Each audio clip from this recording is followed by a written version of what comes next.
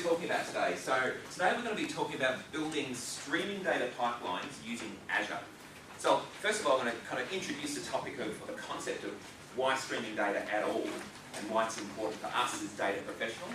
So a little bit about my background. I used to be a SQL DBA and I was a DBA for 10 years. And best job in the world, basically, no doubt about that whatsoever.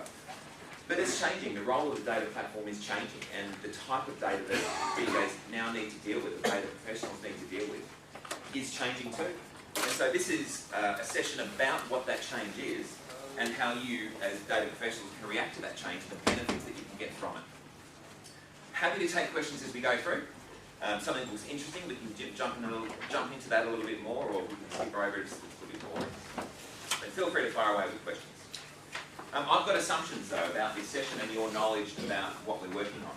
So my top 5 assumptions are that you kind of know what the public cloud is. So when I say Azure or whatever, you kind of know what I'm talking about. So the public cloud is, a couple of years ago maybe less so, but I think today it's a fairly common assumption.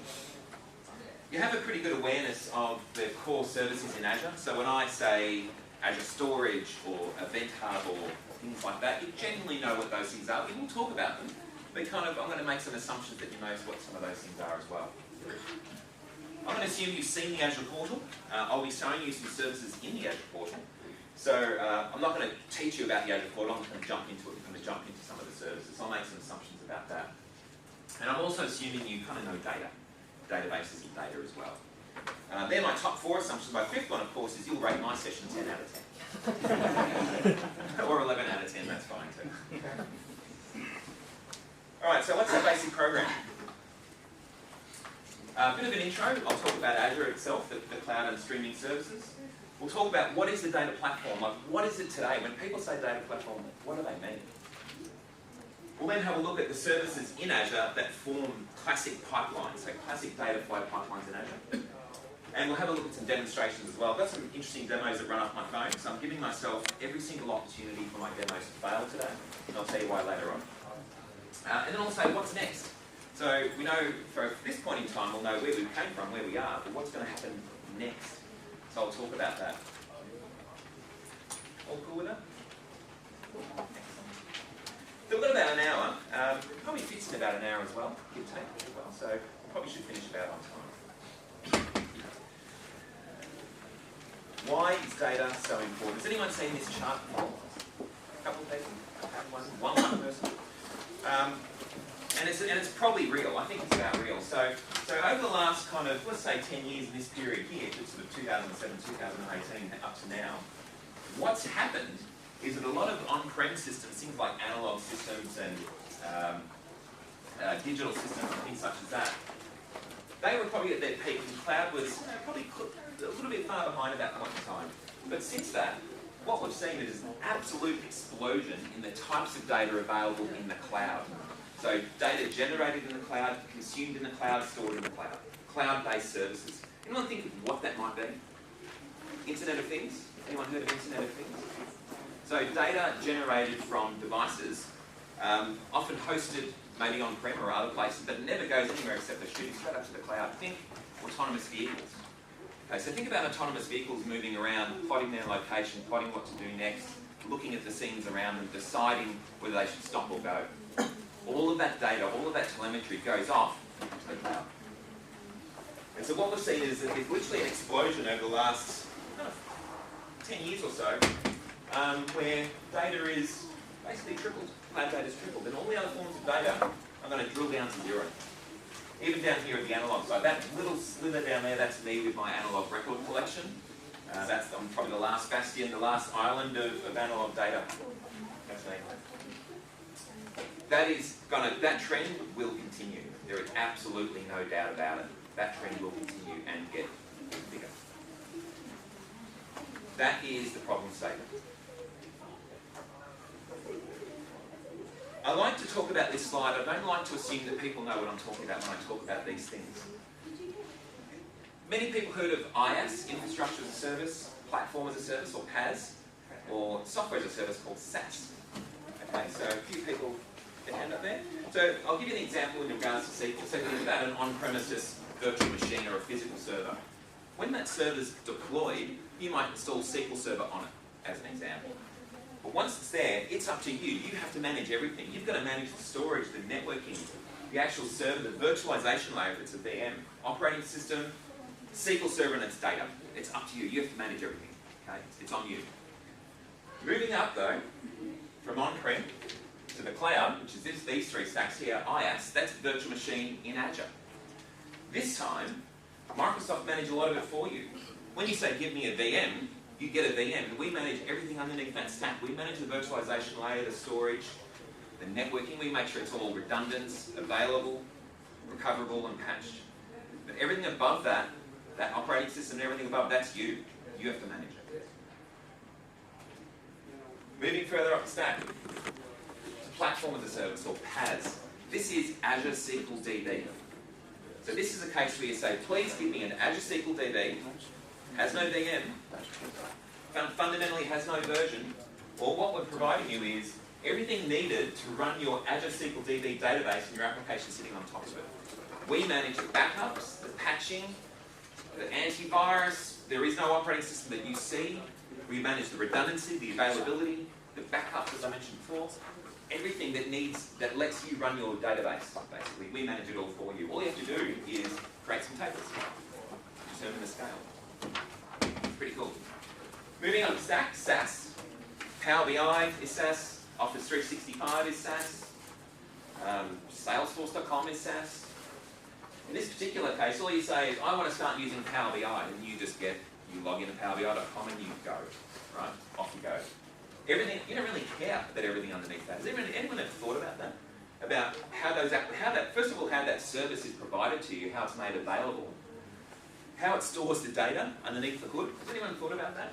How it scales, how it provides, why is it there all the time? Every time you go there, it's there. You always log in. That's because Microsoft is managing everything for you. All you're getting charged is $10 a month, and you get the service. Pretty cool. Over the last kind of couple of years, this concept has also come up to the rise, which is a thing called serverless. Anyone heard of serverless before? Yeah, maybe one or two. So serverless is kind of fits between PaaS and kind of between SaaS. So serverless is a concept that let's think about, and I'll show you some stuff today, a thing called Azure Functions. That is serverless. So all I want to do is I have a piece of code, a piece of C# code that I'll show you today, and I wanted to host that in Azure. But I don't want to pay for it until such time as that piece of code runs. Maybe it runs once a month, maybe it runs once a second. I don't know.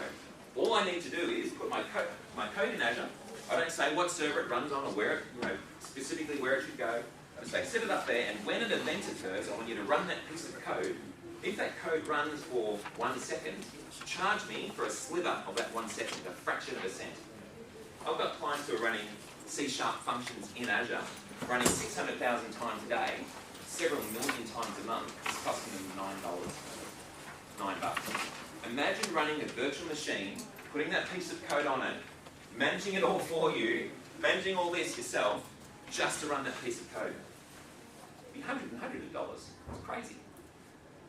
Serverless is where a lot of these services are going as well, so sort of keep that in mind. Alright, so this eye chart for the people at the back. Can you read that? I'll click on the link. It's probably the best way to go. This is a great place to start when you don't know where to start, I think. Hello? Alright, so this is a great place to start when you don't know where to start. So what is this? This is a map of all the Azure services, and it's updated regularly and managed by Microsoft. So you sort of, at the end of the session, you go, look, Rolf talked about Azure Functions. So, look, where are these things? So you might scale down here and say, oh, here it is, Azure Functions. So you click on this. It goes, well, here's a link to the overview, here's the pricing, here's the documentation. If I want to deploy and start this service, start using it, I can click on the button and off I go. And Rolf also spoke about Azure Storage. Okay, here's storage. Great, off I go there, I've got everything I need. Really, really cool reference for everything in Azure. Really cool. So it's in the slides, it's in the link, it's completely interactive as well, it's updated all the time. Great place to start. We spend a lot of time in data and data analytics down here. Pretty cool, huh? It's great. Really handy. I spend a lot of my time there. even though I work for Microsoft, the rate of change in the cloud is so dramatic. So dramatic. It's difficult sometimes to keep up, even myself. So I do reference this from time to time. Lambda. That's the whole concept that I want to introduce today. Who's heard of Lambda? Lambda architecture.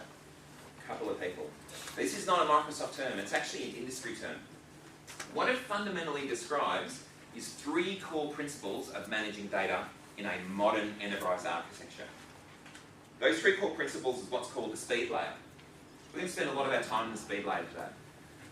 An example might be a data source generating some telemetry. Hey, it might be my mobile phone, which is exactly my demo, which I'll show you in a second.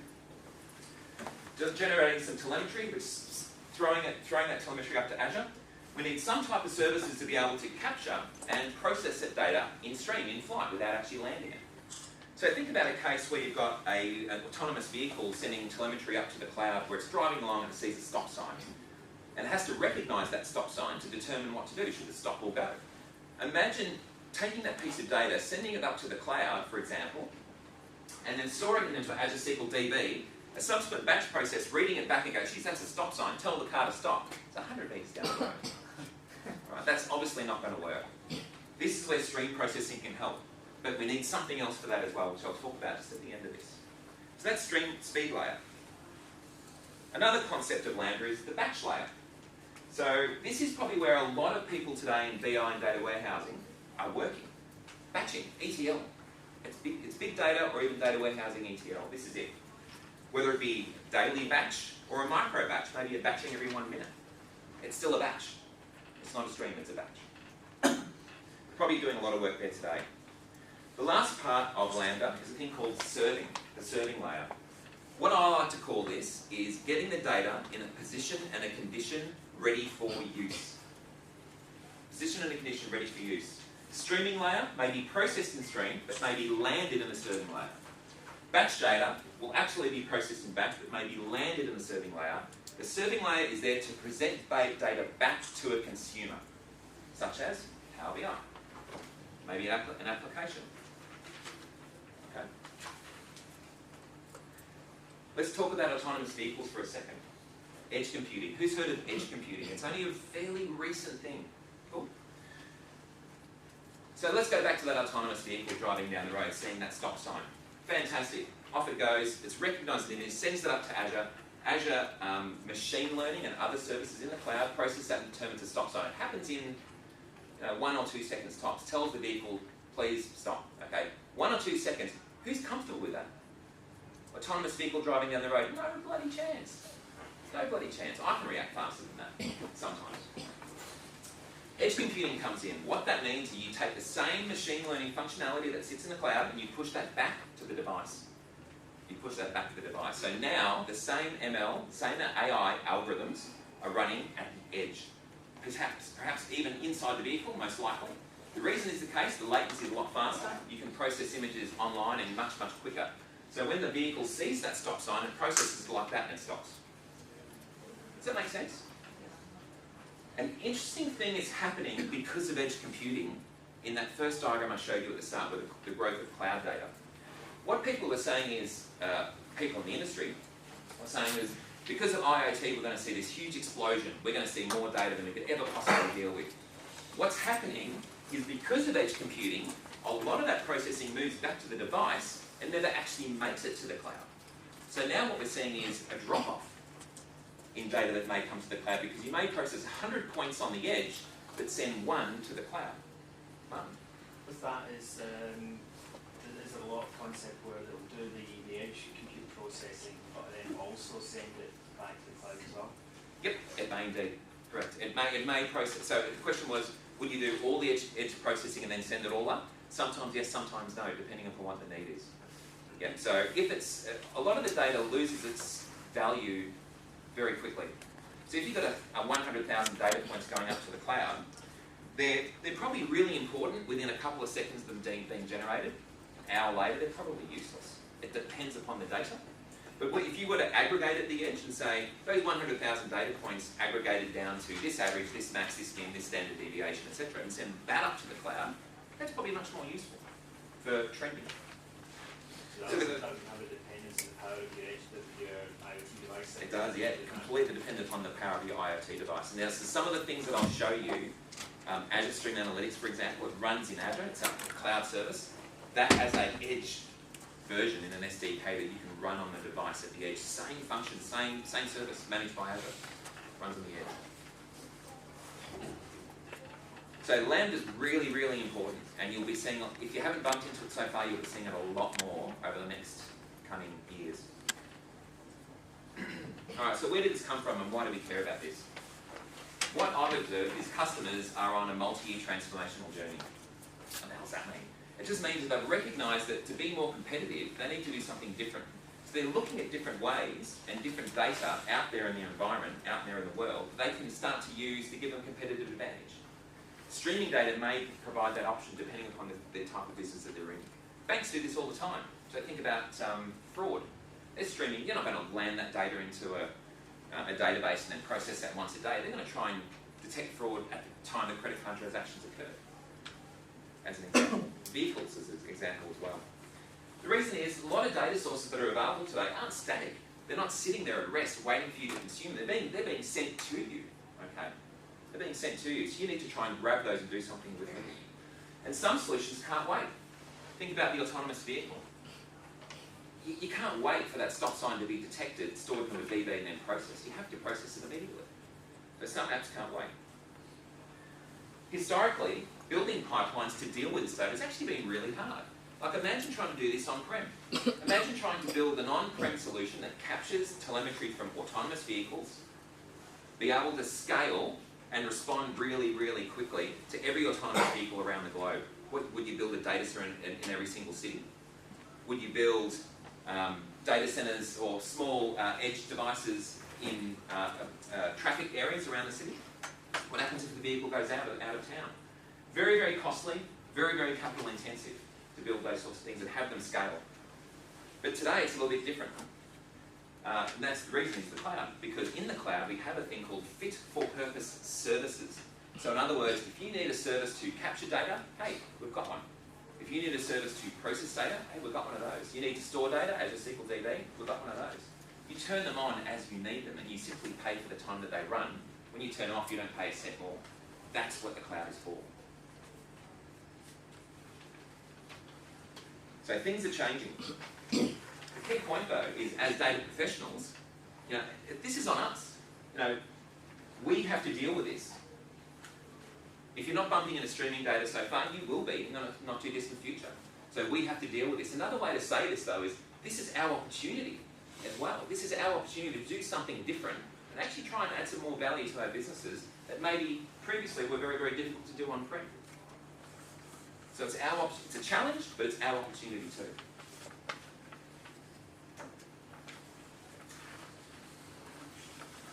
Has anyone ever thought about exactly what this means when we say, what is the data platform over the last couple of years? In my role, I've been at Microsoft for about 2 years or so, but in my role over the last kind of 5 years, I was in consulting prior. When I talked to customers, probably 5 years ago, maybe a little bit more, we said, look, what's your data platform? Typically it was relational. Typically they would say, oh, I've got a big Oracle Exadata system or a big SQL Server system or a Teradata system or something like that. And it's a data warehouse. It does also got some OLTP systems as well. Got some ETL going on in there. So typically it was relational, it was on-prem platform.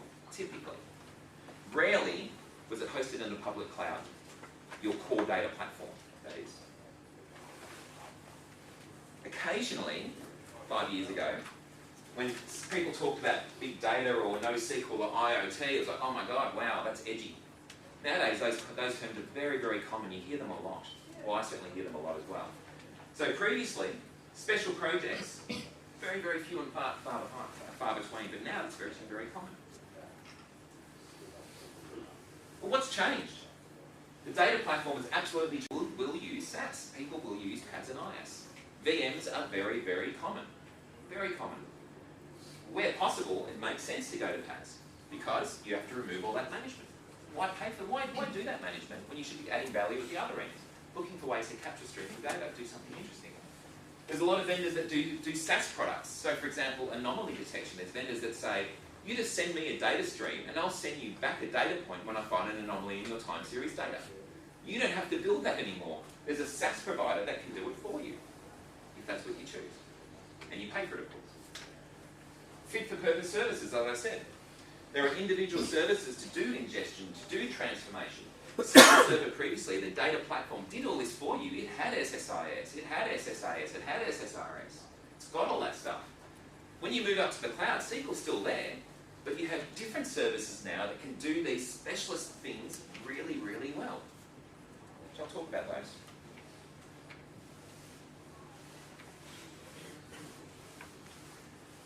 So when we say data pipelines in Azure, what the hell are we talking about? This is a fictitious architecture. I'm going to touch on just the key points, and I'm going to jump into a demo and I'll show you these bits. I tried to get all the key Azure services in one slide. I think I've done a reasonable job that kind of tend to form a typical pipeline. So what happens in this fictitious pipeline? So we may, and by the way, these slides will be available, and all these are linkable, okay? You can grab and see all the references to these, which is what I'm referring to. So what might happen here is we may have some incoming data flow, perhaps it's my phone, which I'll show you in a second. Where does that go? So when we say send that telemetry to the cloud, what are we talking about? We're talking about capturing it, and it's something called an Event Hub. So in Azure, there's a thing called Azure Event Hub, or Azure IoT Hub. It is an endpoint, an API endpoint that you send data to. It's a queue that stores it for X days, and it stores it very, very high volume, can set millions of transactions a second. It can be CSV or JSON. So it's simply saying, I've got a data point, I've got a data point, and off it goes. It shoots it up to the cloud and captures it in an Event Hub in a secure way. A couple of things can happen. Event Hubs can also archive the data. So when it receives it, it says, just receive it, keep it in my queue. But in addition to that, just throw it down in a storage block just to keep it for long-term purposes, just to retain it, keep it in its raw form. In addition to that, the same stream can be read by a thing called Stream Analytics. Who's heard of Stream Analytics before? Azure Stream Analytics? A few people? So this is a fit-for-purpose service that's written in SQL, and I'll show you an example, that basically says select star from Event Hub and write to something. And I'll show you what that looks like. It's so simple. But it's got some really cool functionality around things like tumbling windows and group bys and other really interesting things you can do on a data stream. The really kind of important thing is that this is effectively a cache or a buffer, and this is reading from the buffer, and it's doing it almost, when I say almost real time, fraction of a second, milliseconds behind. So Stream Analytics can read data that's in stream or in flight before it's even landed, and can do something with it. You can send it off to a couple of different places, which we'll talk about in a second. In addition, maybe in the same hub, I can have a piece of serverless code. What's going to happen is each time an event lands in my hub, an event lands, the trigger fires and the function fires, that piece of code fires up. Bit of C# code goes, I've got an event, here it is, fires and off it goes. And that C# code can do anything that I choose. It doesn't have to be C# by the way, it can be Java or F# or whatever your your preferred language is. In my particular case, what I've said here is that C# function will actually call a machine learning algorithm. Maybe it's going to do some sort of grading on that data. And then it will store it up to Cosmos DB or NoSQL. So a piece of JSON's text comes in, calls a machine learning algorithm. Maybe it's detecting something might be wrong with the data point. Maybe it's detecting an anomaly. And then stores the result up to Cosmos DB for later consumption.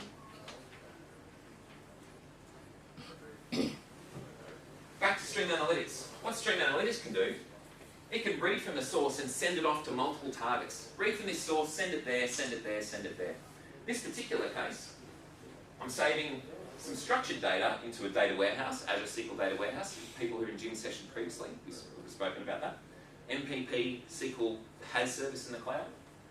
In addition, I'm storing a lot of the data as well into my data lake for big data consumption in the future. So in other words, send data up here because I know it's got value. I'm going to query this. I'm going to put it in a form that's really easy to query. But for the rest of the data, I might throw it all here because I'm not sure if it's got value, but I don't want to throw it away. So I'm going to store it there in a structured form for the long term, and maybe I'll do some machine learning in the future on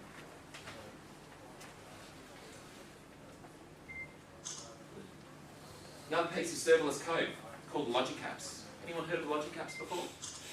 GUI driven, log into Azure portal, GUI driven, point and click, basically say, connect to this database, run every hour, call an API, and save a result.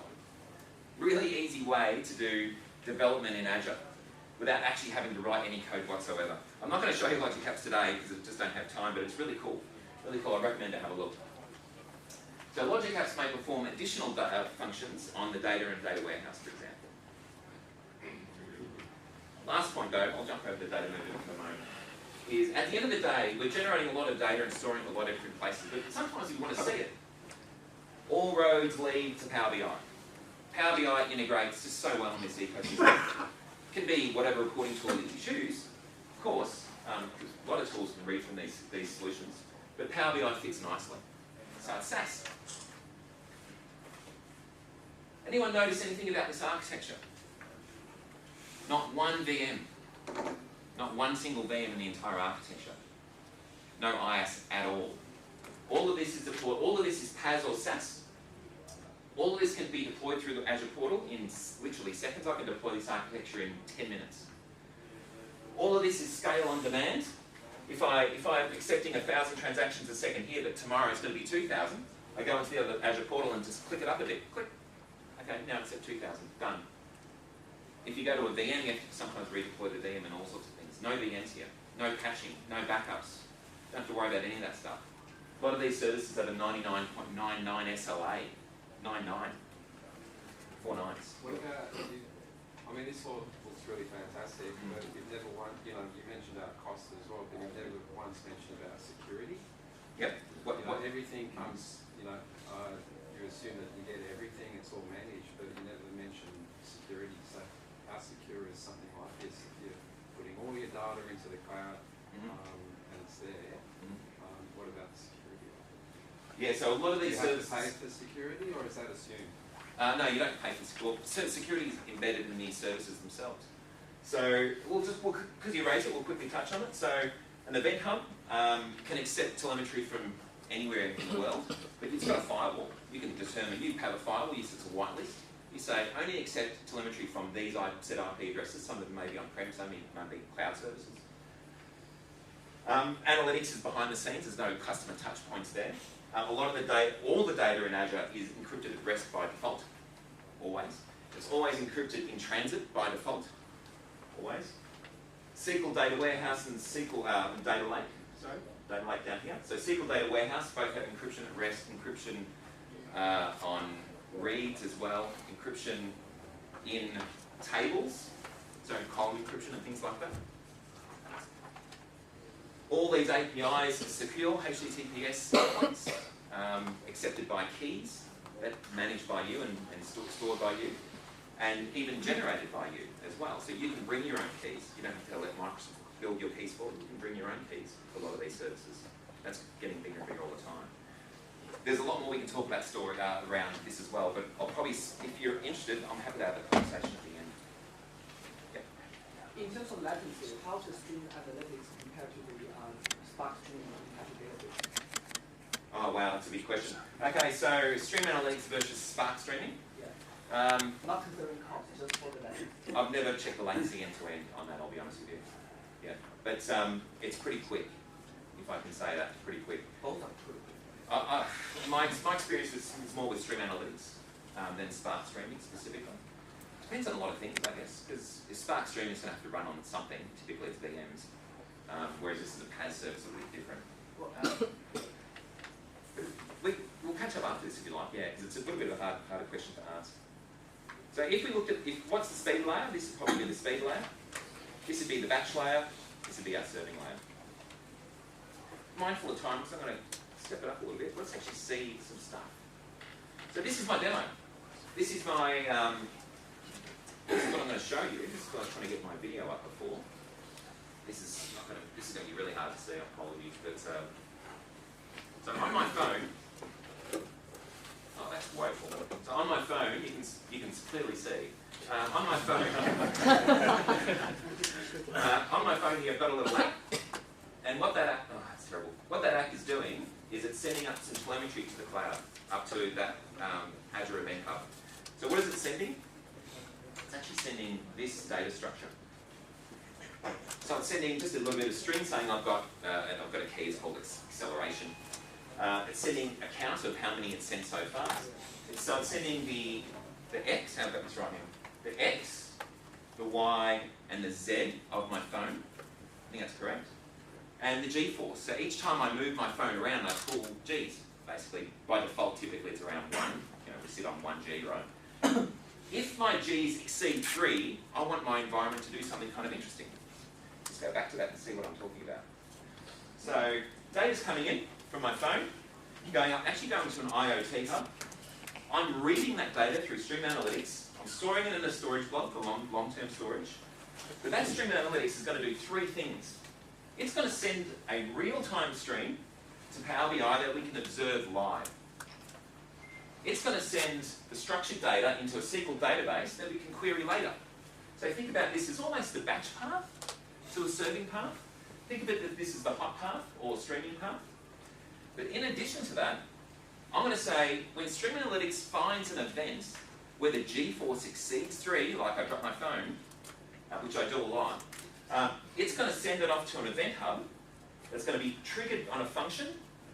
It's going to say, when you have an event here that's bigger than 3, I want you to go back and call my device and tell me that I've dropped it.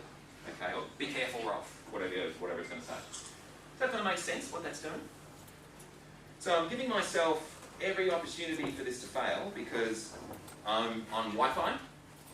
So my app is talking to the Telstra network. These services are in Melbourne. So it's sending this down to Melbourne. I'm then querying this from Power BI in Sydney. So it's going right back around. That makes sense, yep? What's the difference between Event Hub and IoT Hub? Yeah, so there's a bit of a difference. So the big difference between Event Hub and IoT Hub is Event Hub is typically one way. I receive events from services out in the world. IoT Hub is typically bi-directional. So you can receive events from set known devices, but you can also send and command control back to those devices. That's typically what IoT Hub's for. When I first put this demo together, my intention was to send back to my device and turn it off or something, but I just ran out of time. that was all it was. So let's have a look. So let's go into Azure. Let's go into the Azure portal. Actually, let's just have a look at what this is doing first, so you can get a bit of a feel. So this is the live stream that we're seeing right now. These are how many events that I've had coming through. There you go, so you see it clicking up, the last G-force. Average G-force across my device, a little bit less than 1, so maybe you'll higher up, I don't know. The max G and how many Gs of events have occurred. Each one of these is a G-force event. The red ones are big ticket ones, really high G-force. The green ones are a little bit less. X, Y, and Z. Yellow is G. So when I move my phone, we'll just see how long this takes actually. So it's pretty flat. So if I just do this, 1, 2, 3, 4, 5, 6, 7, about 7, there we go, it's just crossing now. There we go. About 7 seconds latency to go from my phone down to Melbourne, stored through Stream Analytics, so processed through Stream Analytics and sent back up to Sydney, where I'm querying it through my phone again to the Sydney data centre. That makes sense? And so when I switch that back again, we'll see that'll start to flick around as well. So I'm sending, on my device, I'm sending 2 a second at the moment. So I've got a little, you won't be able to see it unfortunately, but I've got a little button on here that I can say, go mad. Send as many events as you can at the moment, okay? So I'm sending 2 a second, there, it's just flipped around again. So I'm sending 2 a second, so when I change this, I'll just say, okay, go crazy. Go crazy, so it's going to take 6 seconds before you start to see this change. So off it goes, and what you'll see in a second is the fidelity, there we go, the fidelity of that line change. So what am I doing now? All I'm doing is, I'm increasing the scale. What have I changed? Nothing. All I've done is said, device, send more data. In Azure, I've done nothing. Azure just goes, yeah, great, no worries. I've got the services that manage that. No problems whatsoever. So I've gone from sending 2 a second to about, I think it's 20 a second, or as many as my device can send at the time. And the fidelity, of course, will change as we go through. Each time I move my device, you'll see that flick around. Okay, so let's have a look at what looks like in Azure Portal. So that is going to be a little bit hard to see. I'll see if we can zoom that in. Look at that. Okay. Oops. Two zooms. All right, so in Azure, I've got a whole stack of services that facilitate this solution. I've got an event hub that accepts the data. I've got a stream analytics job that queries the event hub. So there's nothing really to see at the IoT hub. Let's have a look at what ASA is doing. So I'm going to click on this. So Azure Stream Analytics, or ASA, has three major parts. It has an input, a query, and an output. So when we click on the inputs, I've got one input. It's a stream and it's an IoT hub. In other words, go query that IoT hub to get the data that we want you to work with. Pretty straightforward. What about the query itself? So it's running, so we can't alter the query at the moment. You can get a feel of what this looks like. So this top one is saying, I want you to find events that are bigger than 3 and send them to a downstream event hub. So what does it look like? Select this data into my downstream event hub from my source event hub, but where the G-force is bigger than 3. That's not particularly hard. So all T-SQL, it's T-SQL-like to query data in an event hub. Whether that's JSON or CSV, it's the same query. It's pretty cool. You can also do other things like tumbling windows and group bys and other things like that. So what's a tumbling window? Imagine dropping a stake in the ground. Actually, I'll show, I think I've got one a little bit further down. So that's the one that sends off down to the event hub and to the function. What else does it do?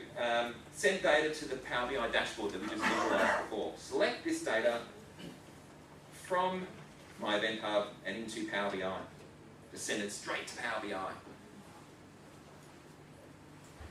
That's my Power BI connection there. What else does it do? Here's my tumbling window. This time I want to select the min G, the max G, the average G, and the counts from my source, but I'm going to group by this thing called tumbling window. So what does that mean? It means that what Azure Stream Analytics is doing, it's dropping a stake in the ground. It goes, drop a stake in the ground, collect the data for 6 seconds. Click, click, click. 6 seconds later, it drops the gate and basically says, all right, now I'm going to do a max, a min, and an average on that data. So now it's got 300 data points in a 6-second window, rolls them all up into, creates one data point and sends that to the database, as an example. Yep. How long can those data windows be? Hours, days. Weeks? I don't know about weeks, but yeah, they can be a long time. And there's different types of windows. Like you can do tumbling windows, you know, where it starts and stays. You can do sliding windows. There's a couple other types as well. Yeah. There's an entire language definition for Azure Stream Analytics that I've got the links in the Prezzo. If you're interested in this, highly recommend to have a look. You can do some really interesting stuff like just give me the first events in a window or the first event that looks like this but not like that, and combining streams and all sorts of things. Yeah, really cool. You can also pull in reference data. You can say, go off to a blob store, pull in a reference data, maybe it's a list of hotels with IDs.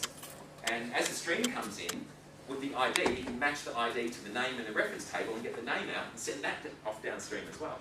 So you can do cross joins and stuff. So just a comment on that one, the next one I've used is using the reference data for long-term storage and querying that to get your average and then look to see am I above average. Good point. Yeah, that's quite clever too. So using it as the trigger. Yeah, that's pretty cool. So tumbling windows are super cool as well. It's out of the box. And the last one I think I'm sending here is just giving all the data and store it into my Azure SQL DB connection, which is over here. Azure SQL DB. And I can define multiple connections. So one stream is actually going to 5 places, all through Stream Analytics. When you send the data to Power BI, my understanding is that Power BI has to Look at in Azure at my Azure function. This guy here. Reduce that size a bit. So all this is, as I mentioned before, is just a little bit of C# code that's sitting up there in the cloud. You don't really care where it sits, and is triggered on an event. And that event is an event lands in an event hub where the G-force is bigger than 3. That's the message that comes through. You don't have to, but if anyone wants to give me a phone number, I'm happy to whack it in here, and you're going to get a call from the service at the same time. If anyone feels brave and are happy to give me a phone number. Anyone? +61 411 576 506 602. How's that look? All right, cool. Save that. So that's my phone number there, by the way. All right, so that's now saved. So let's do what I shouldn't do, and I'm not going to drop my phone. So what we're going to do is we're going to generate this part. So we've got telemetry coming through. We're going to get Stream Analytics to detect an event that's bigger than 3, and we're going to fire that function. All right, so let's see. I just say, I think if you throw the phone in the air, if you drop the phone, you should have G-force of 0. Yeah. I think someone wants to go outside the building and I'll talk about. So what we want to see, we want to see this yellow line get above 3. So if I just spin this around a bit. All right, so it's going to take a few seconds. Oh, look at that. Oh, maybe. That looks. I think we've got one. All right, here we go. So it's going to take a few seconds. I'll answer that call. You'll get a call too, whoever that was. Is your phone switched Hopefully. on? 4, 3, come on. Don't do this to me, demon demonstrations. Your number has been disconnected.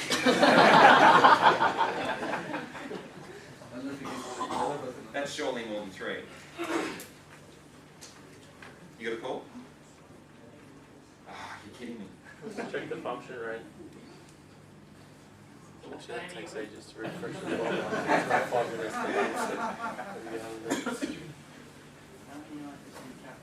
Yeah. Yeah,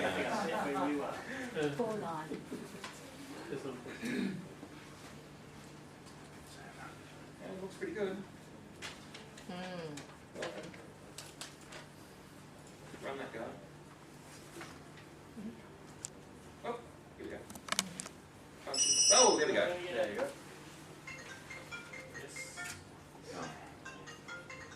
You have dropped your phone.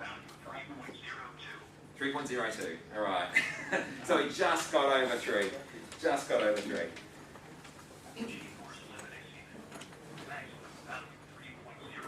All right. That works. Fantastic. All right, so that kind of demonstrates the whole cycle. Stream Analytics, collecting all of our data, sending it off to our telemetry so we can visualize it. But in addition to that, calling back to multiple devices, say, hey, something's wrong. Do something about it. It doesn't have to be a phone call. Maybe it's a command and control. Shut the device down, go into safe mode, whatever. Kind of cool. Awesome. All right. So, what about reporting on-prem? So now we're looking at this part. Yeah. This on-demand reporting part. So we've seen the real-time, we've seen the callback. What about on-demand reporting? So this is now all the data that's been received since I started preparing for this session earlier this morning.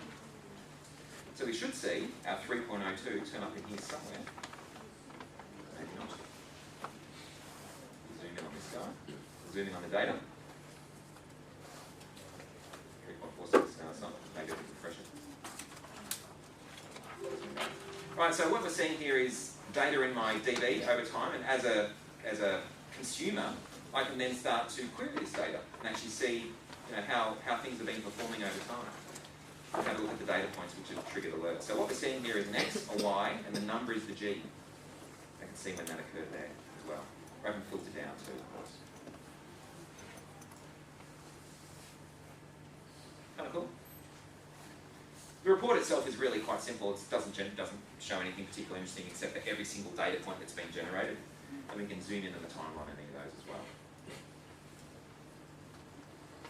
All right. Just a question, man. Where's the Z coordinate? The Z coordinate, in this case, I haven't plotted. Originally I had the Z coordinate as the size of the bubble, Oh, yeah. and then it just got too crazy. I just couldn't see anything. So I'll put it as something you can see. It's a little bit hard to see at the back. I think I've got the average of the Z. There we go, 0.22. Would it be possible to render that as a 3D Could you render it as a three-dimensional? If there was a visualization in Power BI that could do that, absolutely. Yeah. I don't think there's any native ones in Power BI that does that, but I'm sure there's some custom ones for the marketplace.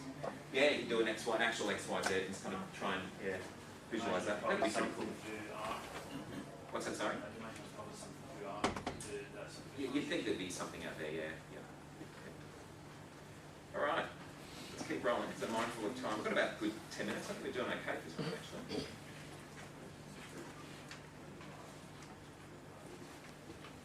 All right, we've had a look at our charts here. So what other examples do we have where we can do this type of stuff? The thing about this is you'll sort of see that architecture, that Lambda architecture, is common to the demo, and it's going to be common to a lot of other things that you apply moving forward. The reason it just works. It has multiple paths of type of data that you tend to use. This is just another example. So this is one I did for one of our customers who have, it's higher scale web telemetry. What does that mean? When someone performs a search on their website, they send a data point, a little JSON object to basically say what they searched for, how many responses they got back in that search and how long that search took. So kind of just a couple of, it literally is telemetry about the success and the performance of that search, that web search. The thing about it was, they were doing 4,000 a second, so it's reasonably high. 4,000 rows, up to 4,000 a second, about 2,500 on average. Went into an event hub. We're archiving about 56 gig a day of data, raw data. We also did a tumbling window down here. We basically said, I want you to take in that entire 1 minute of data, so put a tumbling window on the ground, send the data through, stop the tumbling window after 1 minute, aggregate it all and send one data point out to say how many you got, what was the average, what was the max, what was the average response time, max response time, and things like that, so we can report on it. But in addition to that, we also stored everything, which got a little bit crazy after a while. So we got an aggregate through the tumbling window method, beautiful, simple, easy, turning hundreds of thousands of rows into one. But we thought, well, what if we needed those intermediate values at some point? So we stored everything too. We put that in Azure SQL DB. About 1 billion rows every 5 days. 1 billion rows. Wow. All right. So that's done. After a while, that started to hurt. So we have to start looking at other things as well down the track, which we haven't done yet. So that also offers an on-demand reporting path as well. Still through Power BI, but we ended up putting a cube in between those. We also have a logic app that runs every hour, runs a report, and basically throws it into a service bus queue or a queue that allows someone to consume it. Many reporting applications is grabbing the data from the queue saying, oh, what was the last hourly status report on our solution, how it's being performed.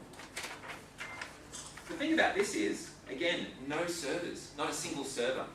All automatically scalable, so you can scale this up on demand as you need to. When you start to run out of space in Azure SQL DB, you just click it to the next level in the Azure portal. So what does that look like? So I log into the Azure portal, and I look at Azure Stream Analytics, it's running, so I won't be able to change it. Just say it's sitting at a certain scale. Just say I need to scale it up. I just click on the scale button. I won't be able to change it because it's running. I just click up the scaling units. Go from 1 to 2. Okay, I pay more, but suddenly I've doubled my throughput. By default, out of the box, this goes up to 20. Right? That's 20,000 transactions a second coming in. That's just what you get in the service. You don't have to change anything. Imagine you're trying to do this on-prem. You want to go from 1,000 to 20,000 a second. You have to go and order some hardware, go and talk to people, install it, is my network throughput enough, and what happens if this happens? What about availability? I don't worry about any of that stuff. I just click it up and I go. And then when my high-scale event's done, I just click it back down. I don't pay for it anymore. And why should I? That's what the cloud's for. Is it possible for it to auto-sense and just say, look, you have a service level agreement that says up to a certain bit it will scale up for you? So the question was, can it auto-scale? A lot of the services in here, yes, the answer is absolutely yes, they can auto-scale. Azure Stream Analytics does not yet have an auto-scale function. Yep. So you need to stop the service, scale it up, and start it again. Having said that, that takes about 1 minute. But the interesting thing about Azure Stream Analytics is, I'll go back to the hub, is if I stop Stream Analytics, it knows where it was up to in the hub. It knows, I was up to this point. It buffers it. Correct, yeah, it just keeps a pointer. And then when you start it again, it goes, hey, I know that you stopped it here. Do you want to start from that same point? Or do you want to start now or even sometime in the past? Go back 7 days and reprocess all of that data. This is what Stream Stream Analytics does for you out of the box. So it has the ability to start and stop anywhere in that buffer stream that you choose. Yeah, you can replay events, skip events, all sorts of things, which is great. So while doing like the scaling, like, for example, like if I increase like the scaling for the event hub, so the downstream like the other applications like I will scale up. Like is there any kind of like how do I like the scale? Like, is there any like scaling mechanism? Yeah. So the question was, are there other specific scaling mechanisms? Yeah. So Event Hubs has an auto scale function. You just click the button and say, if you get more events to scale up to accept them. You would have, at the moment, I know it's in the roadmap, but at the moment you would have to have a PowerShell service that could be scheduled. Maybe it's scheduled to kick off on Friday at 5 p.m. because you know your weekends are busier. Scale that up, run it for the weekend. The PowerShell kicks off at Sunday 5 p.m. Scales it back down. Would have to be done through that mechanism. There's no auto scale yet for those services. Given you're going to take some things offline, create a separate one that's at the size you want and just cut over and then turn the other one off. That's another option too. You create a separate one and read the same stream, which you can do. Yeah. Great. 5 minutes. One more question. The difference between like the serverless and like the API, or the API on like the cloud, is that like the difference or is it I might have to come back to that question if I can, but we'll try and get through. We've got just 2 or 3 slides left. So for this event, for this service, what did this look like? This was the weekly part, so you can see it scaled really high during the day and really low during the night. But as a general trend, it was fairly standard across those 7 days. But over that 7 days, it's 1.5 billion events, 1.4 billion events. It's a lot of events you need to manage. The key point here is this, and this is an eye chart without a doubt. But the key point is this: on a normal day, the lowest number of events we got was 670 a second. That's the lowest. That's the lowest point of the load. But the highest was almost 4,000. Okay, that's a 600% increase over a 9-hour window. That happens all the time. So this is where you might want to put in these scaling services, as you mentioned. Simply say, well, for these times, I'm going to kind of sit quite low. For the other times, I'll scale really high. The point is, you don't change any of the Lambda architecture. The Lambda architecture stays sound. It's exactly the same. It's the same services, the same way that you manage the data, except you might scale it slightly up and slightly down. And that's it. You don't change anything else. It's the same code. Nothing changes. This is the joy of cloud: is the scale on demand, and only pay for what you use. That's what the cloud's for. Where are we going to go from here? What's next?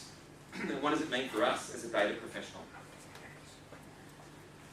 The reality is, on-prem hosted systems are diminishing. There's almost no doubt about it.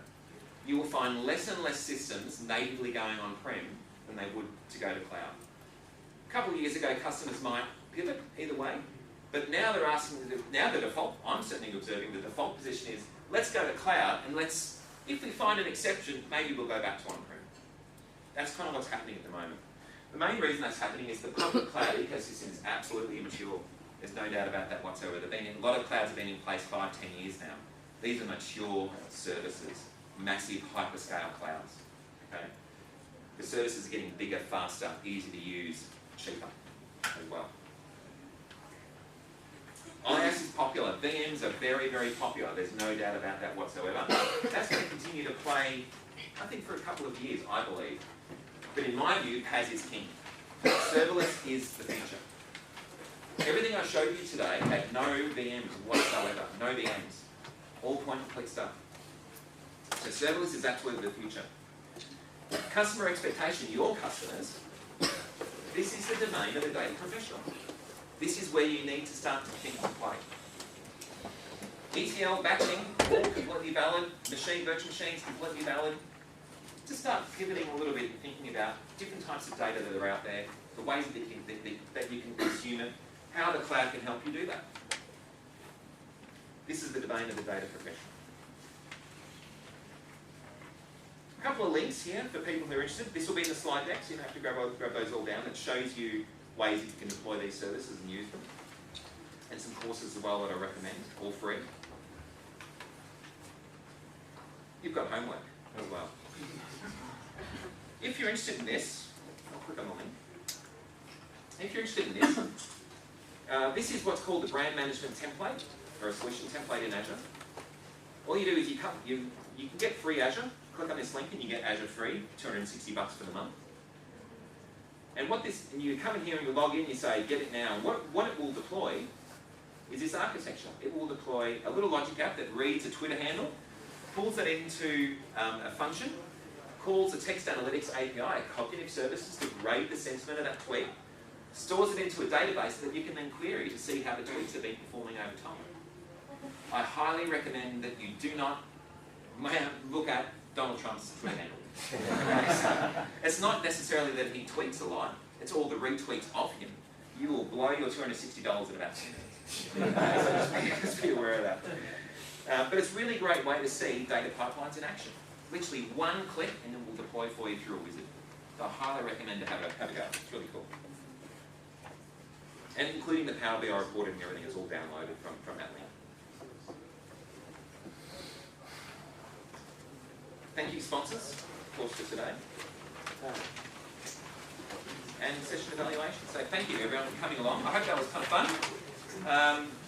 Demo worked okay. Thank God for that.